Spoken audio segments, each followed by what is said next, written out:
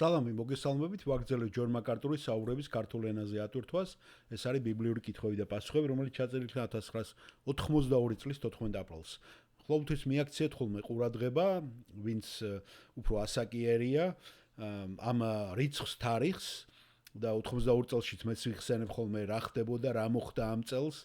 რა იყო მნიშვნელოვანი, როგორ იყო დაძაბულობა ამერიკასა და რუსეთს შორის და ეს კითხვაც აქედან მოდის სწორედ ცივი ომის გაჩაღებული პიკი არის, რომ იცოდეთ ავღანეთის ომი დაწყებულია 83-ში უკვე გარდაიცვლება ბრეჟნევი, თვითმფრინავების გატაცებაც ხდება ამ პერიოდში, 83-ში იყო მე მგონი, როცა ახალგაზრდებმა გაიტაცეს თვითმფრინავები, ძალიან დაძაბულია სიტუაცია. და ამ ფონზე ყოველთვის ეს ბიბლიური წინასწარმეტყველები, რომელიც რუსეთისკენ მიუთითებს, ხომ, ყოველთვის საინტერესოა. დღევანდელი ინტერპრეტატორები მაგალითად, იცით ხომ, გოგი და მაგოგი როა მოხსენიებული ბიბლიაში არაერთგან. ეს დანიელთანაც არის, ეს გამოცხადებაშიც არის. გოგი ეს არის პრინცი ქვეყნიდან მაგოგიდან. გოგი პრინცია მაგოგიდან, რომ იცოდე და გოგი მაგოგი ერთად მოიხსენიება და ძალიან ბევრი ინტერპრეტატორი ამაში რუსეთს გულისხმობდა. და ჯონ მაკარტურიც მაგ პერიოდში ხლა არ ვიცი მე როგორ შეცვალა მან, მაგრამ მასე გულისხმობდა რუსეთს და ეს ბუნებრივიც არის მაგ დაძაბულობის პერიოდში, ხო? რომ ჩრდილოეთის ქვეყანაში ბუნებრივია რუსეთი მოიაზრება, მაგრამ გოგი და მაგოგში ახლა თანამედროვე ინტერპრეტატორები ხედავენ იმ ძალებს, ყველა ძალას, რომელიც გაერთიანდება ქრისტეს წინააღმდეგ, რომ იცოდეთ, ხომ, არმაგედონის ბრძოლაში და ასევე რო არ დავიბნეთ, ორი ბრძოლა არის, ორი ომი არის, ერთი დიდი ურვის ბოლოში, რომელსაც არმაგედონს უწოდებენ და მეორე კიდე, როცა 1000 წლეულის შემდეგ სატანა ისევ გამოშვებული იქნება და ააჯანყებს და იქაც არის მოხსენებული გოგი და მაგოგი. ასე რომ ეს ვისაც კარგად არ ესმის ესხატოლოგიური ეს ადგილები და იყო დრო მეც კარგად არ ქონდა სიუჟეტურად დალაგებული, აუცილებლად საჭირო ამასთან დროის დაყოფა, რომ თქვენ თავში დაალაგდეს სიუჟეტურად. და ბევრს ვიცი რომ აინტერესებს ეს საკითხები, ეს მომენტები, ეს მოვლენები, მაგრამ უფრო მნიშვნელოვანია ალბათ ჩვენი ინდივიდუალური ხსნა, იმიტომ რომ ნებისმიერი ადამიანს როგორც ამას წინაზე თქვი, არმაგედონის ბრძოლა დაიწყება მაშინ, როცა ჩვენში სიკვდილი შემოდის, სიბერე და იწყება ჩვენში თუნდაც ავადმყოფობა და შეიძლება ნებისმიერ დროს დადგეს ეს, ხო? ამიტომ უფრო მნიშვნელოვანია მე მგონი ყურადღების გადატანა იქ და არა ეს რაღაცა მომავლის საკითხებზე. რა თქმა უნდა, ესეც შესაძლებელია, მაგრამ მე ვამბობ უფრო მნიშვნელოვანი. და სამწუხაროა ხშირად ადამიანები უფრო მეტი შესრულები აქვს ხოლმე ესეთ კითხვებს და ესეთ პასუხებს. მოდით მოусმინოთ ახლა დონი. რა კითხვას ასვავს დონი?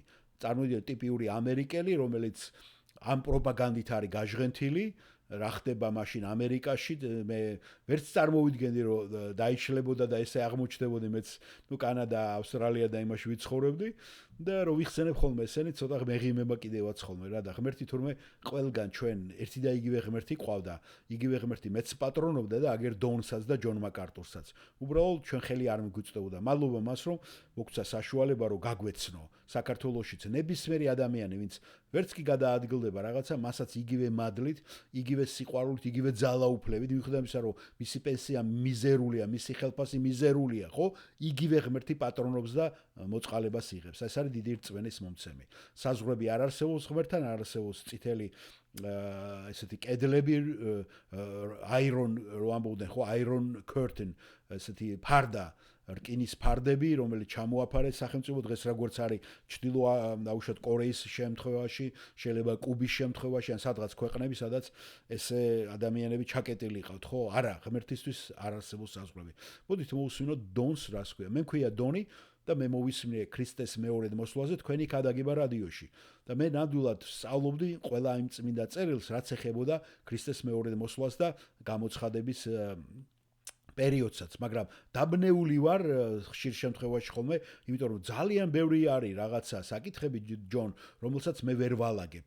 და ახლა ხან როცა ისრაელის გაზეთში გამოქვეყნდა ერთ-ერთი სტატია, სადაც ნათქვამია რომ ისინი მზად არიან რომ PLO, ეს არის პალესტინის გათავისუფლების ორგანიზაცია, ომში ააქეზონ სირიასთან და იორდანეთს ჩართონ ამაში. ყველაფერი ეს მაფიქრებს ხოლმე მე და ფიქრობდი რომ შესაძლებელი იყო ამაში რუსეთიც ჩართულიყო და რაღაცნაირად ამ აქეთკენ ებიცგათ ამ კონფლიქტებს და ჩვენ გვახსოვს ეზეკიელის 38-39 თავში სადაც ნათქვამი არის ხომ თუ როდის დაიწყება ეს პროცესები და მე მაინტერესებს დაახლოებით შეიძლება მივამსგავსოთ ეს პროცესები იმას რომ ეს ნიშნებია და აი ეს რუსეთის ჩართვა ჩრდილოსაიმისი გოგის და მაგოგის ეს გასაჭირის დიდი ურვის დაწყებამდე მოხდება ჯონ თუ გასაჭირის შუაში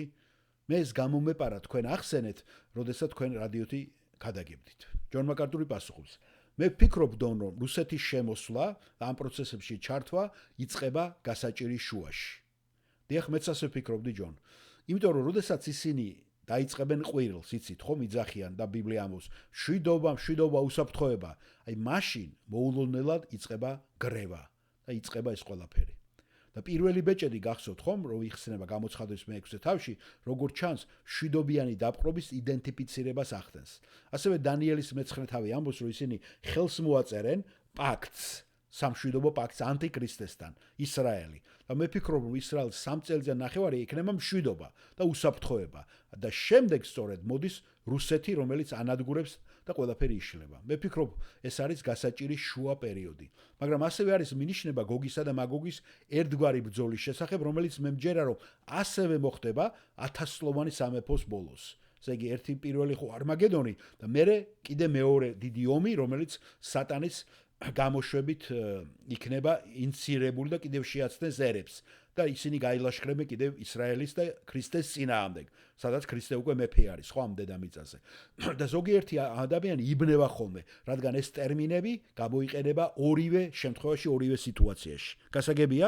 დიახ, გასაგებია, ჯონ.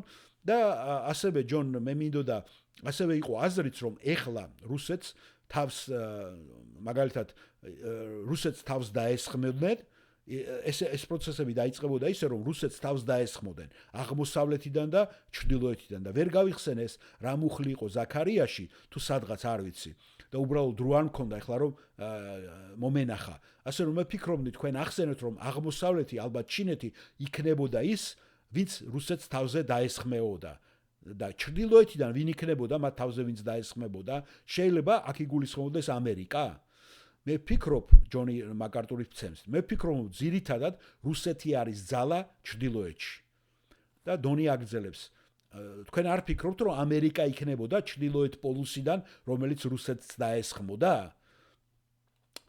ეს ძალიან გრძელი გზა იქნებოდა მე ვფიქრობ ჯონ მაკარტური ამბობს და დონი პასუხობს რატომ ჩრდილო პოლუსიდან ხო შეიძლება მოკლე გზით გადმოსულიყო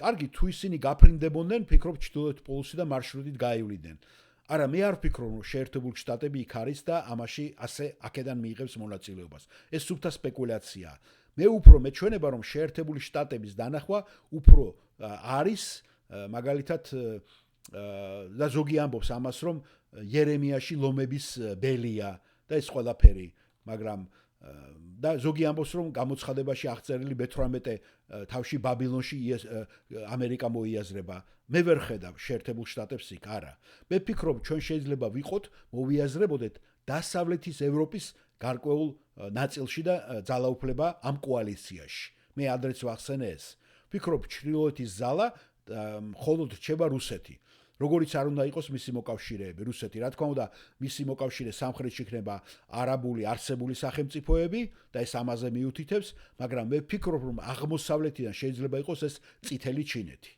და არ დაგავიწყდეთ ეს არის 200 მილიონიანი მხედარი რომელიც მოხსენიებულია და წითელ არმიას წითელ ჩინეთის არმიას 1959 წელს უკვე მონაცემებით აქვს 200 მილიონიანი ჯარი ხედავთ და ეხლა უკვე ჩვენ 82 წელში ვართ ხო წარმოიდგინეთ რამხელა იქნება ეხლა და ჩვენ არ ვიცით ეხლა რამხელაა ზუსტად და არმაგედონში ჩრდილოეთიდან ჩამოდის რუსეთი თქვენ ყავს აღმოსავლეთიდან მომავალი ჯარი და რა თქმა უნდა აღმოსავლეთში ნავთობის კრიზისის გამო ყველა ისინი შეიკრიბებიან რუსეთი უკვე იცით რომ გადადის ავღანეთში რუსეთი ხელს უწყობს ყველა ამ უთანხმოებას და კონფლიქტებს რაც ახლა იქ არის და შემდეგ რა თქმა უნდა წითელი ჩინეთი არ გამოურიცხოთ რომ მათაც თვალი უჭირავთ რუსეთზე ბუნებრივია რატომ, ხო? ეს ადვილი გასაგებია, რომ ისინი ამხელა მოსახლეობით ვერ ეტევიან ჩინეთის ტერიტორიაზე, რომელიც უფრო ძირითადად ჰიმალაის მთები და მთებით არის, ხო, დაფარული.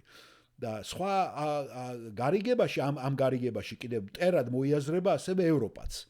ევროპა უნდა შევიდეს ამ კოალიციაში და დაიცვას თავისი უფლებები. ასე რომ მე ვფიქრობ, ეს იქნება ევროპა, რუსეთი, წითელი ჩინეთი ერთად, რა თქმა უნდა, და ისრაელი ამ ყველაფრის შუაგულში. და უფალი მოდის და იმარჯვებს ამ ბრძოლაში. და აუდიტორიდან ალბათ ხსმენიათ ხომ ჯონ პალესტინის ამ ორგანიზაციაზე იმ ინციდენტის შესახებ, რომელიც ახლახან გამოქვეყნდა გაზეთებში. მე არ შემეძლია სიმართლე გითხრათ, ყველაფერს ამ თვალის დევნება. ძალიან ბევრი ინფორმაციებია, ხო? მაგრამ თქვენ რაც უნდა დაინახოთ, თავარი ის არის, რომ ისრაელის სახელმწიფო და ისრაელის ერი აგრძელებს ამ სოფლიო თეატრის სცენაზე ყოფნას, ამ შუაგულში. უბრალოდ მუდმივად მთელი მსოფლიო პოლიტიკა ამ პატარა მიწის ირგვლივ ტრიალებს, თუ ატყობთ. და თქვენ ყოველთვის იქ უნდა ეძებოთ და განაგრძეთ იქ ყურება და დაკვირვება, რომ ეს ყველაფერი იქ ხდება და მოხდება. და მთელი აჟიოტაჟი, აი მთელი ერთი ამბავი იწყება აქ ამ სამყაროს ამ ნაწილში.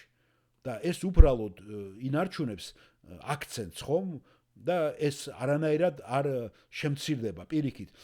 ისრაელში დატრიალდება ეს ყველაფერი, ხო?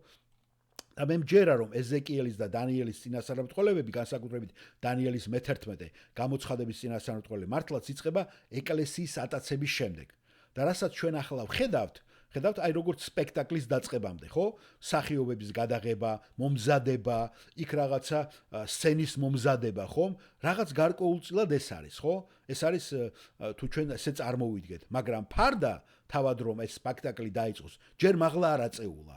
აი როცა მოხდება ამ ფარდის მაღლა აწევა, იწყება უკვე ეს პირველი ბეჭედის ახსნით, ყველაფერი ესენი იწყება საყვირის ხმაზეც, იცით ხომ? მადლობა ჯონ, გასაგებია.